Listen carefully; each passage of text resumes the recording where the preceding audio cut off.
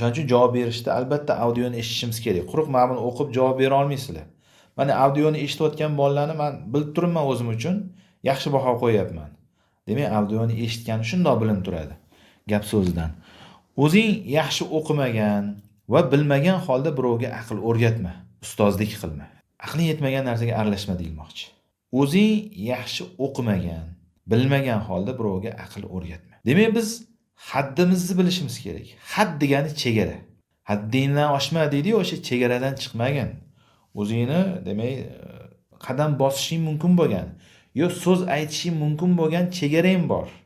Men bu sohada ayta olaman, menmi joylarga bora olaman. Undan u yog'iga o'ta olmayman. Hatto yurtlarda ham chegara bor-a? Demak, yurtlarda ham chegara bor. Insonning o'zida ham chegara bor. Sohalarda ham chegara bor. Hatto tibbiyot, masalan, tibbiyotda olaylik. Lorga borsangiz, u yurak bilan bog'liq masalada qo'lni ko'taradi. Ko'ryapsizmi? Demak, hatto bitta sohani o'zida chegara bor. Endi tibbiyotga oid odam shunday deb turgandan keyin boshqalarni gapirmasa ham bo'ladi. Din sohasida bo'lishi mumkin, boshqa siyosat sohasida aqli yetmadimi, bo'ldi, aralashmasin. Uni zimmasida emas buni qilish. Bo'ldi, o'zi qiladigan odamlar bor. Tushunyapsizmi? Demak, o'zimiz bilmagan narsani boshqalarga o'rgatmasligimiz kerak. Bir masalani yaxshi bilib olaylik.